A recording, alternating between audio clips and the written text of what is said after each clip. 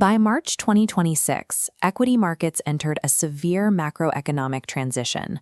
Geopolitical friction and higher interest rates systematically stripped away the safety nets investors relied on. This meter tracks the S&P 500 hitting 21 times forward earnings.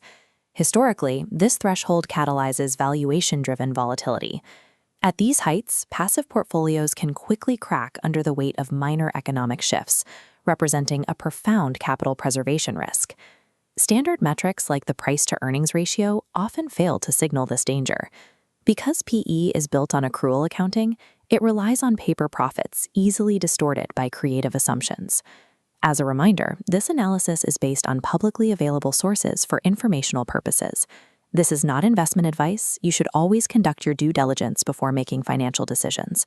Navigating narrative-driven markets requires moving past flawed accounting. Instead, protective portfolios need a structural volatility shield anchored to the reality of hard cash generation. To find stability, institutional investors apply a systematic strategy known as the successive filtration method. This process uses 3 specific mathematical filters to evaluate the market. The goal is to strip away accounting illusions, expose hidden corporate debt, and automatically reject potential value traps. This sequence is designed to isolate the businesses capable of maintaining liquidity even when market-wide investment capital evaporates. We calculate free cash flow by subtracting capital expenditures from operating cash flow. Dividing this surplus cash by reported net income reveals the conversion ratio. 100% ratio means profits translate cleanly to cash. Below 50% warns of aggressive accounting over real cash. This highlights the evolution of the tech sector. In the 1999 bubble, companies traded at massive multiples with zero cash flow. Today, the sector is dominated by mature business models that function as global cash flow generators. This first filter establishes a hard baseline. Insisting on actual cash cuts through the market noise and verifies a company's underlying operational health. Verifying cash generation is the first step, but it provides an incomplete picture of value. Relying purely on a stock's price-to-free cash flow ratio ignores the impact of corporate leverage. A low market cap often hides massive corporate debt.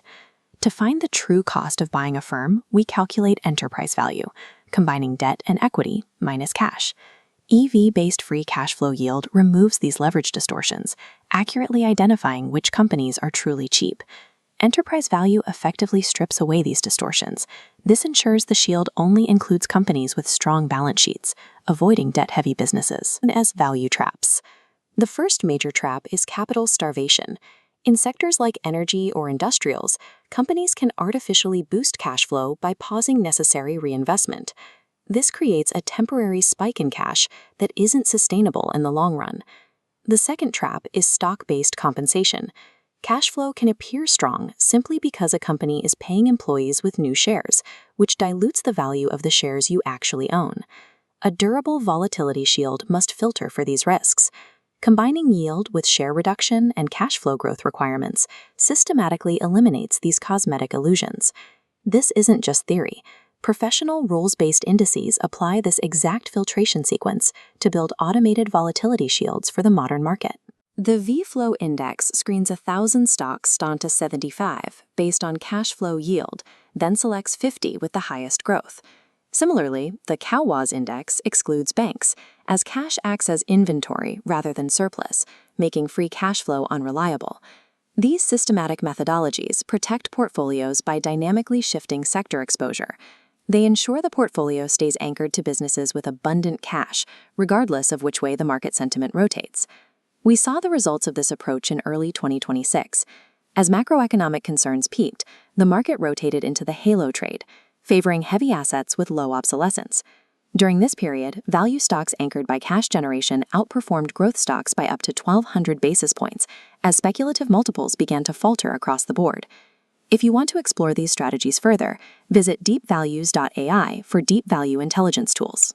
You can also download the Buffett Indicator iOS app to monitor market temperature and subscribe to the Deep Value sister channel for more in-depth research. In an era of narrative-driven volatility, staying anchored to the reality of cash generation provides a reliable defensive foundation for any portfolio.